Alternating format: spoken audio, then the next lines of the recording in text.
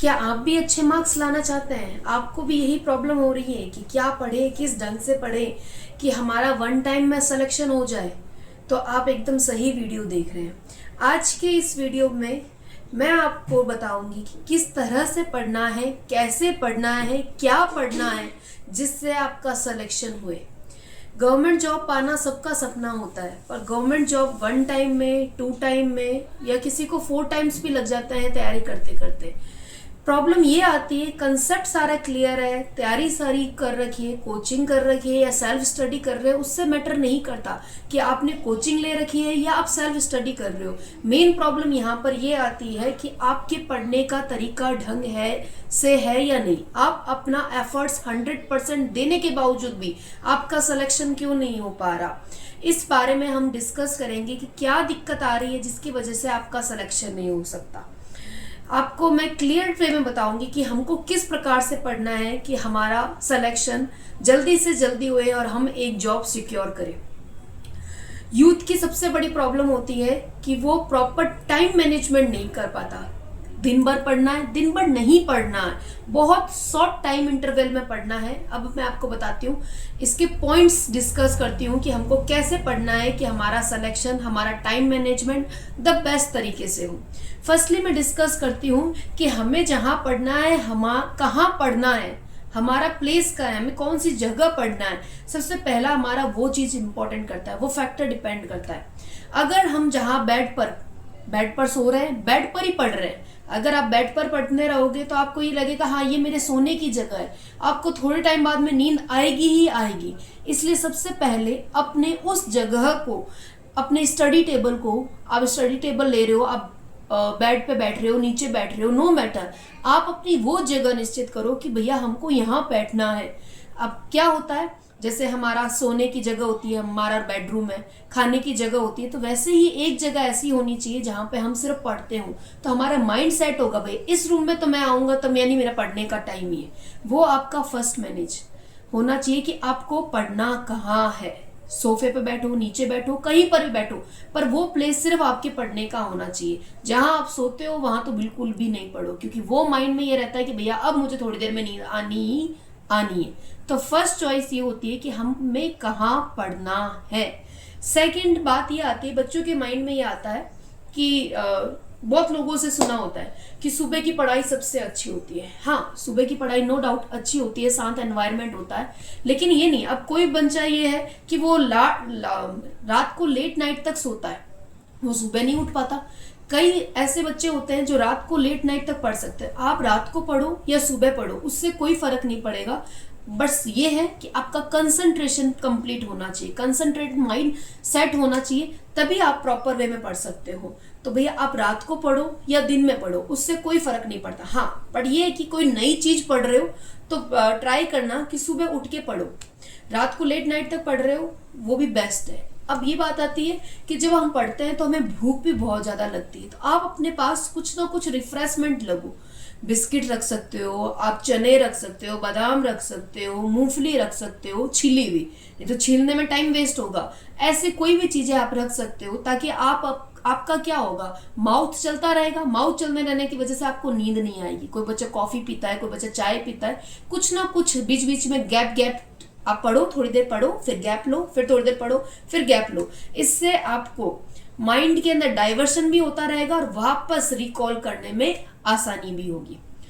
Next topic में मैं discuss करूंगी कि हमें हमेशा बोल बोल के पढ़ना चाहिए, जितना लाउड हो सके। ऐसा नहीं कि दूसरे के घर को सुनाना है, सुनाना हमको ही है, बस इतना लाउड होना चाहिए कि हमारे कानों तक भी आवाज आए और आसपास को भी लगे कि हाँ भैया ये पढ़ रहा है, इसको डिस्टर्ब ना करे। इससे क्या बेनिफिट होगा? फर्स्टली बेनिफिट होगा, बाहर का डिस्ट्रैक्शन नहीं हो पाएगा, बाहर क्या बातें चल रही है, कौन क्या कर रहा है, आपका ध्यान नहीं होगा। दूसरी बात, आपकी कंसंट्रेशन बढ़ेगी। कहा जाता है जितनी ज्यादा आप अपने सेंस ऑर्गन, इंद्रियों को काम में लोगे, उतना ही ज्यादा आप प्रॉपर वे में पढ़ाई कर सकते हो। अब कैसे आप अपनी इंद्रियों को यूज ले सकते हो? इसको मैं एग्जाम्पल वाइज दूं, अगर आप घूम घूम के, जैसे अगर मान लो मैं बेड पर पढ़ रही हूँ, सिर्फ मेरी बुक ओपन है, बुक ओपन होने की वजह से सिर्फ मेरी एक इंद्रिय यानी कि मेरी चक्षु इंद्रिय आईज ओपन है, थोड़े टाइम बाद में बताओ यानी कि वन सेंस ऑर्गन काम आ रहा है, थोड़े टाइम बाद में मुझे नींद आनी डेफिनेटली श्योर है। जितनी अच्छी नींद आती है बुक्स पढ़ते समय उतनी ज्यादा अच्छी नींद आती है। जो बच्चा ये कहता है मुझे नींद नहीं आती, बुक्स खोल दो आपको बहुत अच्छी नींद आएगी। लेकिन अगर आप चलते चलते यानी घूमते घूमते अगर आप लर्न कर रहे हो तो घूमने घूमने में वन इंद्रिय, आप आंखों से देख रहे हो दूसरी इंद्रिय, और तीसरी इंद्रिय आप बोल बोल के पढ़ रहे हो। जितने ज्यादा आप अपने सेंस ऑर्गन को इन्वॉल्व करोगे अपने स्टडी के अंदर, आपकी पढ़ाई उतनी अच्छी होगी। आपका डिस्ट्रैक्शन बाहर की तरफ नहीं होगा, आपका कंसंट्रेशन बना रहेगा कि मुझे ये पढ़ना है, मुझे ये काम करना है। जो बच्चे मैथ्स लवर है तो ट्राई करो कि आप लेट नाइट मैथ्स करो, क्योंकि आप मैथ्स करोगे तो उसमें आपका क्या होता है, हाथ चलता रहेगा, मैथ्स के अंदर ब्रेन और ज्यादा एक्टिव होता है। तो आप मैथ्स लेट नाइट करो ताकि आपकी मैथ्स चलती रहे। नेक्स्ट बात करते हैं कि टाइम मैनेजमेंट, कितना पढ़ें, कितने टाइम में पढ़ें। जरूरी नहीं है पूरे दिन भर हमें पढ़ना है, हमारे पास 24 घंटे होते हैं दिन में। 24 घंटे में आप हार्डली 2 घंटे निकालो, 1 घंटा निकालो, बट वो जो 1 घंटा या 2 घंटा आप निकाल रहे हो, ऑन दैट टाइम आप किसी के पास ना हो, आपका फोन साइलेंट मोड पे अलग रखा हो। फर्स्ट प्रायोरिटी ये रखना, अपना मोबाइल अपने आप से दूर रखो। मोबाइल आपका जितना आपसे दूर रहेगा, ऑन दैट टाइम आप ये टाइम सेट कर लो, मैं 20 मिनट पढ़ूंगा, 20 मिनट के बाद में मैं 10 मिनट का गैप लूंगा। तो आपका माइंड ये कहता रहेगा सिर्फ 20 मिनट तो पढ़ना है, उसके बाद मोबाइल देख लूंगा। 20 मिनट पढ़ो, फिर 10 मिनट का ब्रेक लो, फिर 20 मिनट पढ़ो, फिर 10 मिनट का ब्रेक लो, फिर 20 मिनट पढ़ो, फिर 10 मिनट का ब्रेक लो। सबसे पहले आप कोई सा भी सब्जेक्ट पढ़ रहे हो, whether history, geography, polity, math, science, GK, computer, Rajasthan GK, computer, आप कोई सा भी सब्जेक्ट पढ़ रहे हो, आप सबसे पहले आपको टाइम मैनेजमेंट करना पड़ेगा। उससे पहले आपको आपका वीक पॉइंट पता होना चाहिए। बहुत से बच्चों की साइंस स्ट्रांग होती है, मैथ्स वीक होती है, किसी की मैथ स्ट्रांग है, रीजनिंग स्ट्रांग है, जीके पुअर है। तो आप अपने माइंड में ये सेट करो कि मेरा वीक पॉइंट क्या है। सबसे पहले अपने स्ट्रॉन्ग पॉइंट को उठाओ ताकि आपका पूरा प्रॉपर वे माइंड सेट हो जाए। हाँ, अब मैं पूरे पढ़ने के मूड में हूँ। जब आप पूरे पढ़ने के मूड में हो तब धीरे धीरे धीरे उन टॉपिक्स को भी उठाते रहो जो आपको टफ लगते हो। आप माइंड में ये रखो कि हाँ मुझे 20 मिनट पढ़ना है, 20 मिनट के बाद 10 मिनट का ब्रेक आएगा, ऑन दैट टाइम मुझे जो भी एक्टिविटी करनी है मैं कर सकता हूँ। तो आपका माइंड सेट है कि आपको सिर्फ 20 मिनट्स ही पढ़ना है, तो ऑन दैट टाइम आप सिर्फ 20 मिनट सिर्फ पढ़ने में लगाओ। दिन भर पढ़ने से कोई मैटर नहीं होता अगर आपने अपने पूरे 24 आवर्स में से 2 आवर्स भी कंसंट्रेशन माइंड से दिए।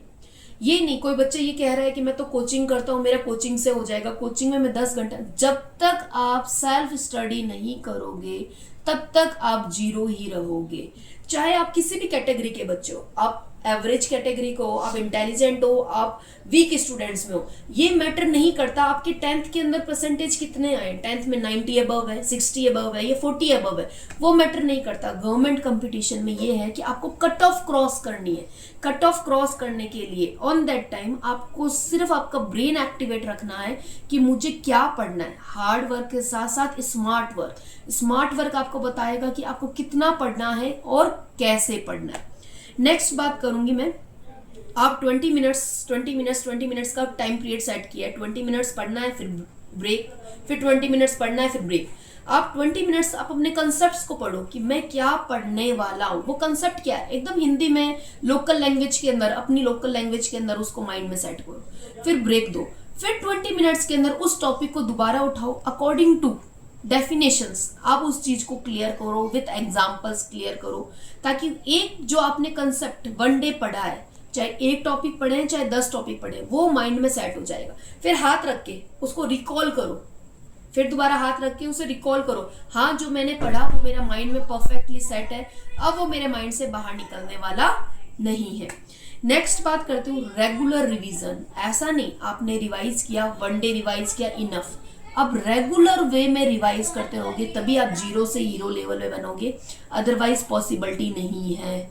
जीरो से हीरो लेवल में बनने के लिए आप किसी भी कैटेगरी के बच्चे हो, चाहे आप कोचिंग कर रहे हो, चाहे आप सेल्फ स्टडी कर रहे हो, घर पे बैठ के तैयारी कर रहे हो, उससे फर्क नहीं पड़ता। रेगुलरिटी लाइफ के अंदर मोस्ट इंपॉर्टेंट है। रेगुलरिटी रहेगी, आपको रेगुलरिटी अपनी सेल्फ स्टडी करनी है। सेल्फ स्टडी का बेस्ट तरीका है, आप अपने कंसेप्ट को क्लियर करो, एक टॉपिक क्लियर करो, उस पर बेस्ड एमसीक्यूज देखो। पेपर में, कंपटीशन में आपके एमसीक्यूज आने वाले हैं। एमसीक्यूज में आपको ये रहता है कि आपको 4 ऑप्शंस मिल चुके हैं, 4 ऑप्शन मिल चुके हैं, यानी आंसर तो उन्हीं 4 ऑप्शन में से ही देना है। तो आंसर 4 ऑप्शन में देना है, तो आपको रटने वाला तो सवाल ही नहीं उठता। अगर आपको ब्रेन के अंदर उस चीज के बारे में थोड़ा सा भी डिस्कशन माइंड में सेट है, तो आप उस 4 ऑप्शन में क्लियरली आंसर दे सकते हो। नेक्स्ट, आपका टाइम मैनेजमेंट पेपर में भी होना चाहिए। पेपर में टाइम मैनेजमेंट ऐसा होना चाहिए, बहुत सारे बच्चों की मेरे पास ये आता है, मैम मेरा पेपर छूट गया, 150 क्वेश्चन में से 130 क्वेश्चन अटेम्प्ट कर पाया, 20 क्वेश्चन मैं अटेम्प्ट ही नहीं कर पाया, मेरा टाइम अप हो गया। यानी आपका टाइम मैनेजमेंट गड़बड़ है। टाइम मैनेजमेंट को सही करने का सही तरीका ये है कि आप अपनी स्पीड, कंप्यूटर, जीके, साइंस, इन सब में, इंग्लिश, हिंदी, इन सब में स्पीड बढ़ाओ। क्योंकि मैथ्स और रीजनिंग ये तो टाइम कंज्यूमिंग सब्जेक्ट्स हैं, ये तो आपको टाइम लेगा ही लेगा। अगर आपने इनमें टाइम सेव कर दिया, इन सब्जेक्ट्स में, कंप्यूटर में, साइंस में, इंग्लिश में, हिंदी में, जीके के अंदर, अगर इनमें टाइम सेव कर लिया, तो ये टाइम आप मैथ्स और रीजनिंग के अंदर इजी वे में दे सकते हो।